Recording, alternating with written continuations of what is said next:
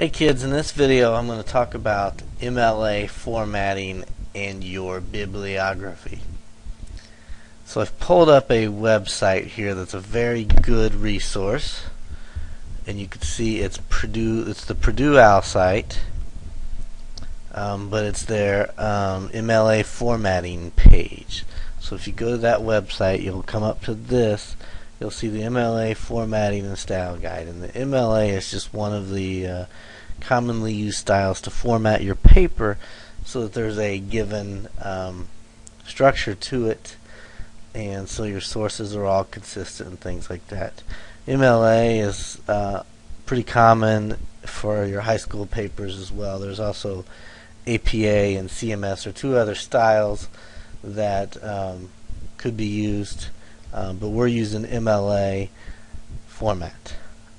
And a good way to understand MLA formats is to use this website. So let me go through a few things here to show you. So this is how the website's set up. Talks a lot about the formatting, but over here on the left you'll see how to cite different sources. And so we'll start first with websites, because a lot of you I know are going to have websites to source. Remember, two of your sources have to be non-website sources. So if you needed a website, you go down here to electronic sources and click on it, and then it comes up with how to cite in your paper and in your bibliography electronic sources. And then you'll scroll down here, and here is the actual citation that would go in your bibliography for an entire website. So you would put the editor, the author, or the compiler's name. You would put the name of the site italicized. You would put the version number if you know it. You would put the name of the institution, organization, or affiliation with which the site is sponsored. Then you would put the date the resource was created if you know it.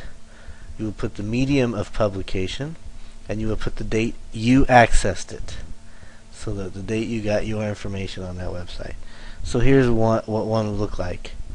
You have the Purdue OWL family of sites. They didn't know the author, editor, compiler on this, so they just put the title of the site, the writing lab, and OWL at Purdue, and Purdue University is the organization. 2008 was the date the resource was created, and it's the medium of publication is the web. And then the dates in what I like to call European format are 23 April 2008 was the date of access. And here's another one where they know the author, and they put it there. Now also notice that this is what's called hanging indent. Is the second, every line after the first line is indented, and as opposed to the opposite where the first line will be indented and the rest is not. Every line after the first line is indented, and we'll show you more how to do that as you're formatting your bibliography and paper.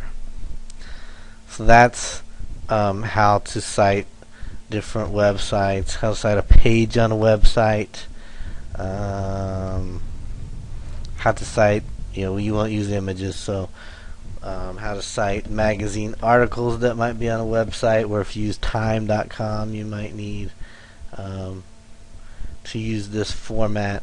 So this is very good to help you out for your electronic sources citations.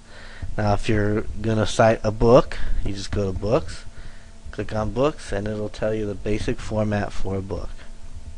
It's author's name, last name, first name, title of the book italicized, place of publication, publisher, year of publication, medium of publication. So you can see here's two examples. So then you can look over here. You've got periodicals, which are magazines, newspapers, and things like that.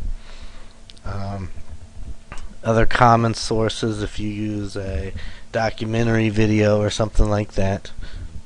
So these are all ways to help you get the proper formatting on your bibliography and on your citations. Now if you go down here and you click on MLA Sample Paper, it pulls up a sample paper. If you want to see it better, you just click on the little arrow here to open in a new window. Opens it up larger for you, and you can see different things that they've pointed out.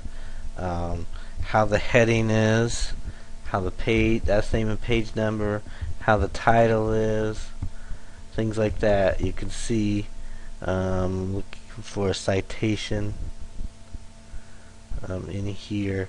Here's a citation. You can see how they did it inside the paper.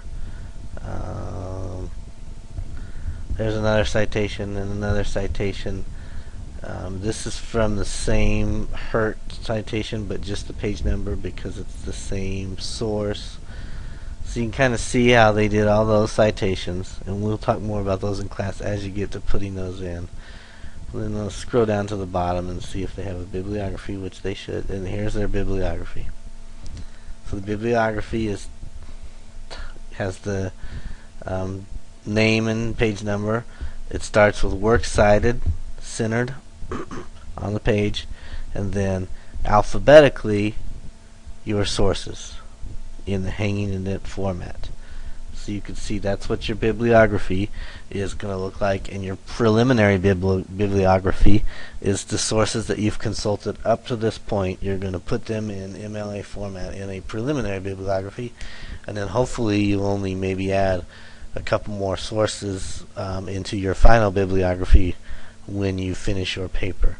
So that is a great resource to show you how to do MLA format, the Purdue Online Writing Lab.